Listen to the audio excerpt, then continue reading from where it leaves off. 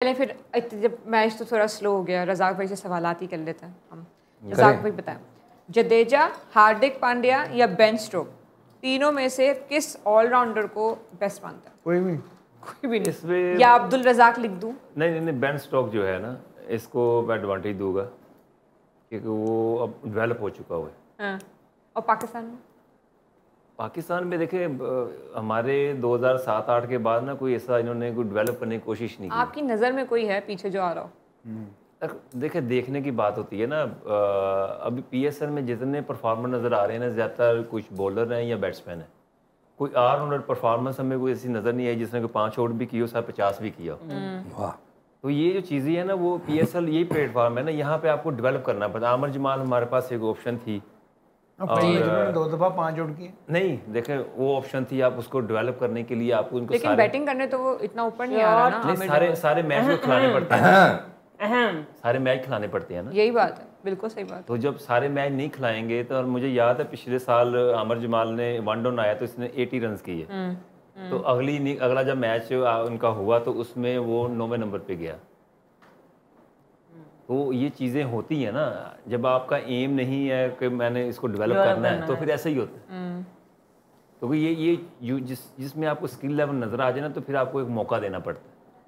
वो betterment for Pakistan cricket और उसके लिए भी होता है, और जो यंगस्टर्स हैं उनके लिए बड़ा अच्छा होता है। जब आपको एक पता चल जाए ना, एक प्लेटफार्म से प्लेयर डेवलप हो रहे हैं।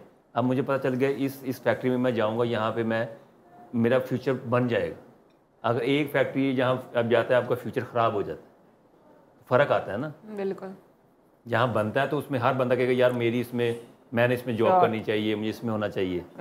तो क्रिकेट भी ऐसी है कि जहाँ प्लेयर डेवलप होने शुरू हो जाते हैं ना, तो यंगस्टर के लिए बड़ा अच्छा हो जाता है। वो कहता है यार जो भी है मैं अपनी मेहनत करनी है, मैं जब इस प्लेटफॉर्म पे आऊँगा तो वहाँ पे मैं डेवलप हो जाऊँगा। आपका डोमेस्टिक लेवल हो या अंडर 19 का हो या अंडर 16 का हो या 21 का हो, ऐसे प्लेटफॉर्म बनाने पड़ेंगे आपको।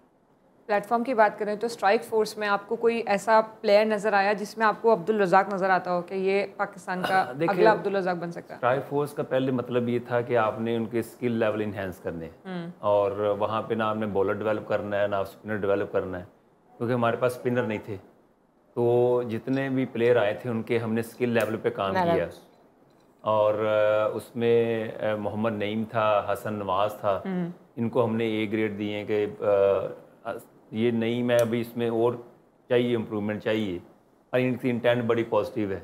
तो ये जब चीज़ें आपको नज़र आ जाती हैं ना, तो फिर आप उनमें डेवलपमेंट कर सकते हैं। एक होता है प्लेयर, नेगेटिव प्लेयर होता है, सेल्फिश प्लेयर होता है, एक होता है पॉजिटिव प्लेयर। तो इन चीज़ों को आप उन्हें सेपरेट करना है। आपने पॉजिटिव प्लेयर जिसकी इंटेंट हो सिर्फ टीम, आपने मेरिट पे खेलना है, ये चीज़ें डेवलप जब हो जाती हैं तो फिर वो प्लेयर डिफरेंट हो जाता है। अब जैसे कि जसूरिया पाकिस्तान टीम में आए तो पाकिस्तान के कोच उसको बताएंगे तुमने क्या खेलना है। अगर गिल क्रिस्ट आता है तो उसको ये बताएंगे, पॉन्टिंग को ये बताएंगे। तो ये जो चीज़ें हैं ना, ये चीज़ें मैटर करती हैं। ला ला ला ला ला ला ला सत्तांते। क्योंकि अगर पॉन्टिंग, जसूरिया या मैथ्यू हेडन या सचिन तेंदुलकर वगैरह, ये सहवाग वगैरह प्लेयर बने हैं वर्ल्ड में जिन्होंने नाम कमाया है, तो उन्होंने कोचेज़ की सुन के नहीं बनाया। उन्होंने अपनी स्किल लेवल पे अपने नेचुरल टैलेंट को आप इन्हेंस करके डेवलप करके उन्होंने प्रेजेंट किया। बिल्कुल। एक होता है कि जब मुझे पता चल गया कि ये इसमें पॉन्टिंग जैसा टैलेंट है, ये पॉन्टिंग जैसा प्लेयर बन सकता है। अगर वो ऐसा प्लेयर बन जाए जो अपने पोटेंशियल से लो बनता है, तो इसका मतलब है आप में फॉल्ट। बिल्कुल। तो प्लेयर का जब टैलेंट नज़र आ जाए तो उसको ऊपर जाना चाहिए, उसको वहाँ पे रोकना नहीं चाहिए या नीचे नहीं जाना चाहिए। ये मेरा कहने का मकसद होता है। ये चीज़ें कुछ समझ नहीं आती, इसलिए फिर हम थोड़ा सा पीछे हट जाते हैं। अच्छा रज़ाक भाई, एज अ कोच, अब जो आपने स्ट्राइक फोर्स का स्पेशली हम बात कर रहे हैं, तो सबसे डिफ़िकल्ट डिसीजन आपके लिए क्या रहा है throughout the tenure difficult process? ये देखें, प्लेयर की एक एज होती है जिसमें आप उसको चेंजिंग लेके आ सकते हैं। जैसे स्टडी है, अगर आप 30 साल की उम्र में कहेंगे जी आपको मैं 6ठी क्लास में पढ़ाता हूँ, 8वीं में, आप नहीं पढ़ सकते, आप बिल्कुल 12वीं क्लास नहीं पढ़ सकते, कोई एज होती है ना पढ़ने की। तो ये क्रिकेट भी ऐसी होती है, 14 साल से लेकर 20 साल की उम्र में आप 6 सालों में जितना भी स्किल लेवल पे काम कर सकते हैं, वो उनके मसल डेवलप हो जाते हैं, उनका माइंड सेट हो जाता है। जो अभी मैंने जो काम किया है वो प्लेयर ऑलरेडी डेवलप प्लेयर थे, पाकिस्तान को नॉक कर रहे थे। किसी वक्त भी पाकिस्तान टीम में आ सकते थे। तो उनके साथ काम करना, उनके साथ पूरे 45 से 50 दिन गुजारना और उनका फीडबैक लेना, ये मेरे लिए मेरी इम्प्रूवमेंट थी, मेरे लिए कामयाबी थी कि उनका जो फीडबैक आया बड़ा पॉजिटिव आया। उन्होंने कहा जी हमने ऐसी स्किल लेवल पे ऐसे कैंप कभी अटेंड नहीं किए, ना हमें किसी ने बताया। तो ये सारी चीज़ें होती हैं। एक और क्या कर रहा है भाई ये?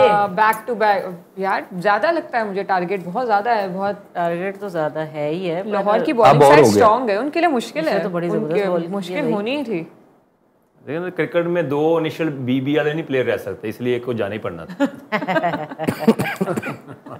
नाम उसका मैक्स ओए है। आई जे आ गई ਉਹ ਤੁਹਾਡੀ ਦੋਸਤ ਆਈ ਸਹੀ ਭਾਈ ਆ ਗਈ ਲੜਾਕੀ हाँ जी। ਉਹ 560 ਦੀ ਸਪੀਡ ਤੇ ਜਿਹੜੀ ਸ਼ੋਅ ਕਰਦੀ ਕਹਿੰਦੀ ਮੈਂ ਕਿਹਾ ਇੱਕ ਮਿੰਟ ਗੱਲ ਮੈਂ ਕਰ ਰਹਾ ਰਜ਼ਾਕ ਭਾਈ ਉਹਨੂੰ ਮੈਂ ਕਿਹਾ ਥੋੜੀ ਸਪੀਡ ਘਟਾ, ਤੂੰ ਤੇ ਐਪਲੀਕੇਸ਼ਨ ਚੋਂ ਵੀ ਅੱਗੇ ਨਿਕਲ ਗਈ ਹੈ ਏਡੀ ਸਪੀਡ ਮੈਂ ਕਿਹਾ ਤੇਰਾ।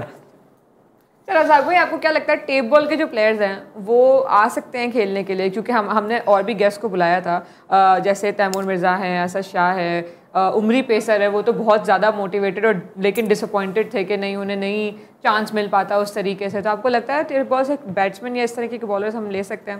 हारिस रऊफ भी वहीं से ही आया। एक एज होती है और मेरा बिलीव ये है कि आप 16, 17, 18 साल तक आप टेप बॉल खेल सकते हैं। जो ही आपके बॉल में हाथ में हार्ड बॉल आ जाए या बैटिंग में आप हार्ड बॉल से खेलना शुरू कर दें, उसके बाद टेप बॉल नहीं खेलनी चाहिए। अच्छा। क्योंकि टेप बॉल में जो बैट मूवमेंट होती है, स्विंग होती है, जितनी स्पेस चाहिए होती है बैट को, या बॉलिंग में अगर देखें जितनी को एयर बॉल को चाहिए होती है वो आप उसमें सीख लेते हैं। जैसे यॉर्कर होता है उसमें आपको एयर देनी पड़ती है बॉलर को ना। तो बैटिंग में आपको बैट की स्विंग को बड़ा कंट्रोल करना पड़ता है कि बॉल आप पे हैवी ना हो, बॉल आपके बैट को अगर हिट करे और आपकी पेस जो है बैट की कम हो जाए, तो वो इसका मतलब है कि आपका स्किल लेवल में कमी है।